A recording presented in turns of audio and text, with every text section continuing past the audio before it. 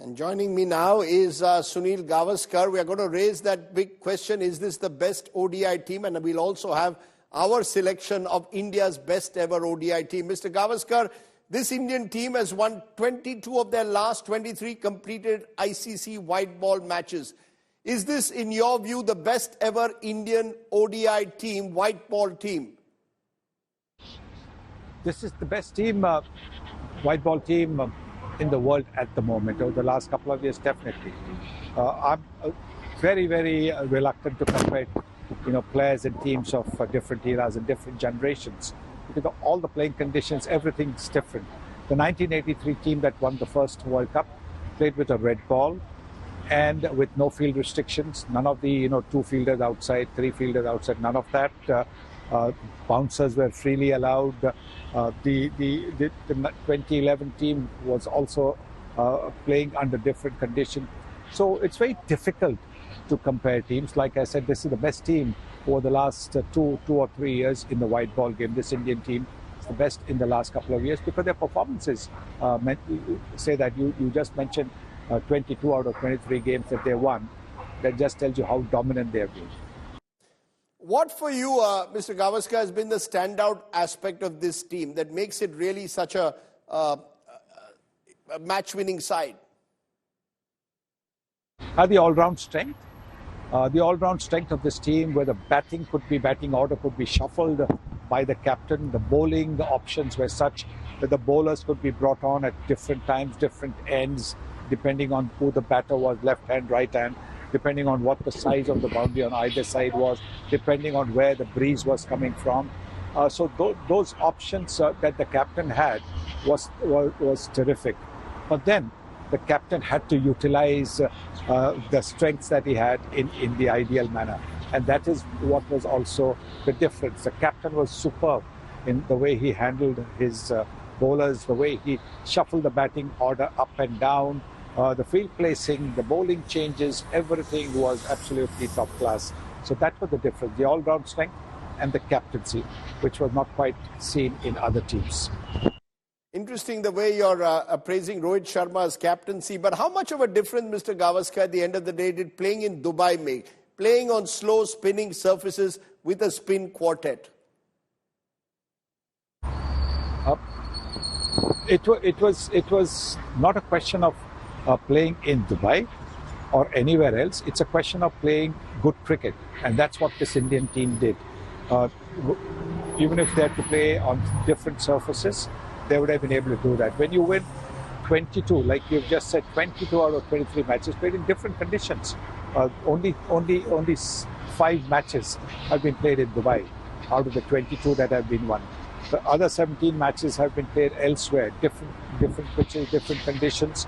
So that actually tells you that if they had to play anywhere else, the result would still have been the same. India would still have been the champions. What for you was the turning point, though, in that final against New Zealand? Almost went to the wire, but when did that match turn?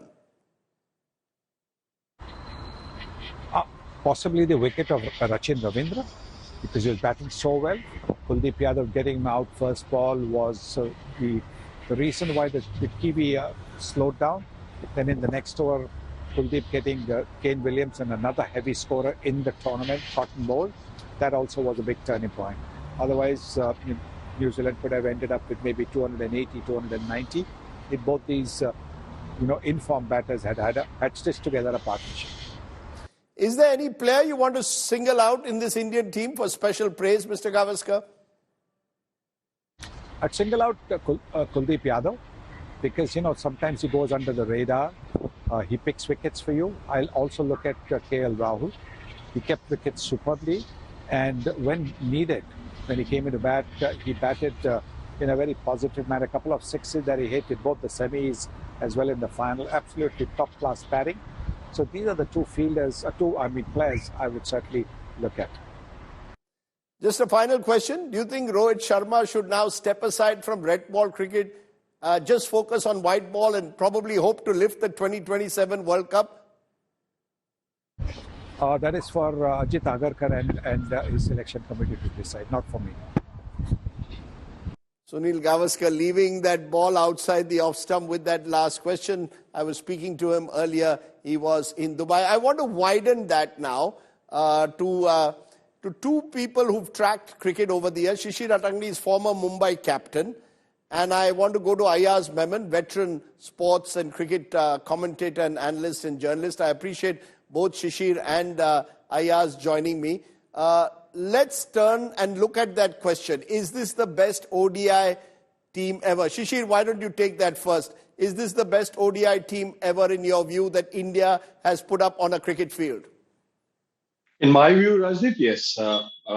I'm not going by the changes in the rules, the conditions, the 60 over to 50 over, all those things taken into consideration. I mean, this team actually looks a team without any crevice. And of course, the way that they've played, very often you pick the best team, but on the given day or in a given tournament, they may not strike good form. And that's where the problems start. But in this case, I think they've picked the best team for a tournament and the players have struck form.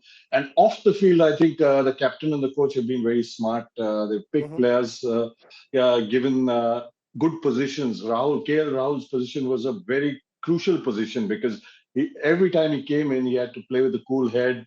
He had to maneuver the strike and make sure he took India home. Also, just using him ahead of Rishabh Pant was a bold move. Then again, you had the spinners, 4 spinners in a one-day team. Never happened before. So, they've picked teams. They've taken Varun Chakravarti coming in out of the blue and, creating those wickets and those breaking those partnerships. So I think, in my view, this would be, in my view, the best team I have seen perform for India. And I'm taking into consideration 1983, 2011, and all those teams that have got us so much glory. Let's take that to you, Ayaz, because you were there at 83 World Cup final. I was also there on that memorable day at Lord's. Then you had 2011 at the Wankhede, Dhoni's men. And now you have Rohit Sharma's men reaching the World Cup final, winning the Champions Trophy, winning the World T20. Which is the best of the 3 teams? Well, I'm inclined to go with the current one, and I'll tell you why. I think the one which really competes with this current team is the one which actually won the 1983 World Cup, then it won the Asia Cup in 1984, then it won the World Championship of Cricket in 1985 in Australia. And remember, they also finished in the semi-final in the 1987 World Cup. That team had a lot of balance, stalwarts, Kapil Dev, Gavaskar, Mohinder Amarnath, Vengsarkar, Shastri, and so on and so forth. But this team, current one, and there was also Dhoni's team, 2011 World Champions, 2013 Champions Trophy winners, also, flush with talent. This current team has an abundance of talent and flair and, and multiple options for each position. You had 4 spinners, as Shishir mentioned, 3 of them were left-arm spinners, and you could leave out one or leave out none. That was the strength of the team. You have multiple fast bowling options and also a batting order which is very flexible, which didn't exist in the past. This is a team which has looked capable of winning everywhere that it has played or anywhere it has played. So I would go with this current one. I think we've had a golden run over the last couple of years in white ball cricket, barring, of course, that heartbreaking defeat to Australia in the ODI World Cup final in 2023.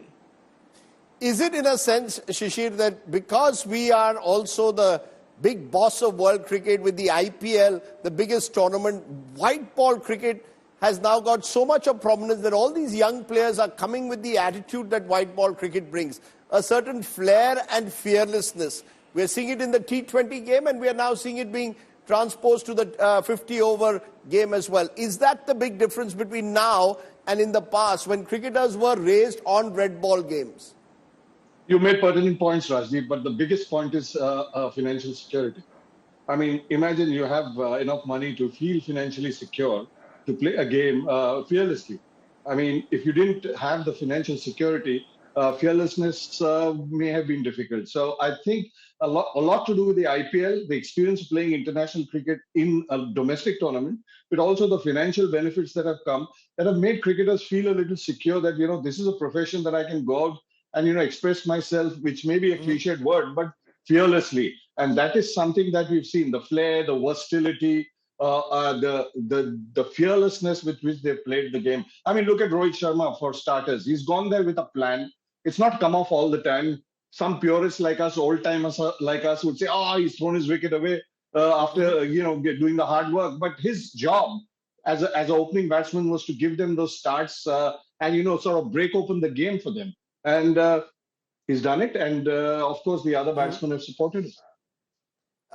Ayaz, is that the big difference you see? Because these players who've emerged now, the likes of Hardik Pandya, for example, are made for white ball cricket.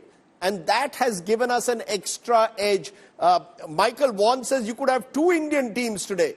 22 players who could take on the world. Yeah. You're absolutely right. I mean, even what Shishir is saying, the security, the financial security that you get because of the IPL and the fact that the Indian Cricket Board is so rich is a tremendous kind of boost for Indian cricket. But I'll add one more dimension to this, Rajdeep, which is the internal rivalry amongst players to get into the Indian team. It has just made everybody lift their standard of play. I mean, in this Champions Trophy, Rishabh Pant, the highest paid cricketer in the IPL, cannot make it to the playing 11. The team management chose to go with KL Rahul as their wicket-keeper batsman. So that is the level of competition. Even people like, Pant or KL Rahul or some of the fast bowlers, the spinners, the top order batsmen, nobody can take his place for granted. There are 3 or 4 options available for the selectors and for the team management in case you don't measure up. So I think that has really raised the standard of Indian cricket. Okay, what we are going to do now is Shishir, Ayaz and me are going to choose our all-time India 11 ODI. Basically, out of these 3 great sides, the Kapil Dev side, the side of Mahendra Singh Dhoni and the side of Rohit Sharma. I'm going to start with you, Shishir Atangdi. I'm going to read out your 11, or you can read it out. Why don't you go ahead and tell us who is your all-time India ODI 11? White ball, World Cup winners. You gave me a tough job, Rajdeep, but I'm not I should have had 2 or 3 days to pick it, but you can read it out. I mean, I'm going with Rohit Sharma as captain. For me, he's obviously the opening batsman and the captain. Okay. I don't have all the names, but you can read them out. I think Sachin comes number 2. I'll go with them then. And then you can give them Sachin Tendulkar, he's chosen at number 2. Virat Kohli at number 3. Mohinder Amarnath is your choice at number 4. Yuvraj Singh is your 5th choice. Suresh Raina is your 6th choice. MS Dhoni 7th. Kapil Dev. Anil Kumble. Ravindra Jadeja. On the board, of course, I see Varun Chakravarti and Hardik Pandya also in your 11. You've replaced, in a sense, Kumble and Mohinder Amarnath with the 2. Am I correct? So you're going with Hardik and Chakravarti? Yeah, I replaced them because Rajdeep, Anil didn't qualify for this because because he didn't win a World Cup. That's right. So I had to make a change, and I thought I'll bring in the X factor of Varun because he's been a mystery bowler actually, and I'm saying it's early days for him, but India and the Indian team needs somebody like him to be able to create those breakthroughs in a 50-over game, which can get boring actually. And he looks like he's going to pick a wicket every time he bowls. So he's in my side. There's a bit of recency bias, if I may say so, in choosing Varun Chakravarti in an all-time India ODI 11. I would say that still has some way to go, but fair enough. That's your choice. Ayaz Memon, should I read out your names and then you can tell me why you've chosen them? You've also got Sachin Tendulkar and Rohit Sharma at the top. You've got Virat Kohli at 3. You've got Saurav Ganguly at 4. Saurav would not qualify in some sides because, of course... No, Rajdeep... Yes, go ahead. You want to list your 11? I've had Amarnath at number 4. Okay, you've had... I'll tell you what my 11 is. It's Sachin and Rohit. Sachin, Rohit, Kohli. I've also got Amarnath like Shishir has. I've got Yuvraj Singh. I've got MS Dhoni, Kapil Dev. I've got Kapil Dev as captain, incidentally, not Dhoni or Rohit. And I'll tell you why very shortly. I've got Jadeja. I've got Ashwin. I've got Zahir Khan. And I've got, I was told that I could include Jasprit Bumrah, so I've got him there. Yes, you can. Because, he's won a world title. He's not won a title. He's not been part of a winning team. Yeah, he's won a world title, so he's also part of the team. But Kapil Dev, yes, World T20. So we've got to replace, we've got to tell our graphics to replace Dhoni with Kapil. Okay, so you've got Kapil as your captain, not Dhoni. Yes, yes. Why is that? The reason being that, it was a breakthrough victory for India. It was a breakthrough victory for India, that winning that World Cup. It just completely redefined not just Indian cricket but international cricket. It just completely redefined the sport. India becoming a major power. Before that, we had lost badly in 2 previous World Cups. Playing one of the greatest knocks ever seen, in my opinion, the greatest one-day century, 175 not out at Tunbridge Wells. And also, I think, kind of inspiring. I mean, a lot of the players we have mentioned here who've subsequently gone on to represent India with distinction were inspired by that victory. He just changed the face of Indian cricket through his deeds, and I think also his captaincy. A lot of things, people don't give him enough credit for. They say he was instinctive, he was impulsive, he was this, he was that, he was not a thinker. But remember, before that, India had won nothing. And after that, India won so many other things. So clearly there's some contribution that you must give credit to Kapil Dev for. Okay. So we've heard various views. There are some common players in all, as is to be expected. Let me give you my all-time India 11 in ODI cricket. I start with Rohit Sharma at the top. I go then with Virender Sehwag. I believe Virender Sehwag was a player who had the kind of impact that very few other players have had. Just think of Rohit Sharma and Virender Sehwag at the top. I've got Virat Kohli at number 3. He is the greatest ODI batsman in my view across generations. At number 4, I've got Sachin Tendulkar. I don't have Tendulkar opening. I believe Tendulkar, at the end of the day, can bat anywhere in any team, but he has to be in the team. At number 5, I have Yuvraj Singh. I believe Yuvraj Singh was the X-factor, the kind of player who made the impact on ODI games, was the man of the tournament, remember, 2011. At number 6, I have Mohinder Amarnath. Again, for some, he may be a surprise choice, but he is just the kind of calming influence you want at number 6. At number 7, Kapil Dev da jawab nahi. He has to be in any Indian all-time ODI 11. I've chosen Mahendra Singh Dhoni as the wicketkeeper and the captain. I believe he just edges out Rohit Sharma, quite simply because I think Dhoni handled pressure better than any other Indian cricketer that I have seen. At number 9, I have Ravindra Jadeja. I believe Jadeja brings genuine skills both as a batsman, bowler and fielder. He's my left-arm spinner, assured with his 10 overs. Then I have Zaheer Khan. I've chosen Zaheer Khan because if you look at his bowling average, he gives less than 5 runs an over. He could bowl with the new ball and he could bowl in the middle over. And number 11, I've got Jasprit Bumrah, who for me is going to be a complete all-time great when it comes to both red ball and white ball. I also have Harbhajan Singh because I chose 12. If the game is played in India, I choose Harbhajan. If it's played in England, for example, I would choose a Mohinder Amarnath. Harbhajan Singh too was a very, very skillful cricketer. So that's my 12.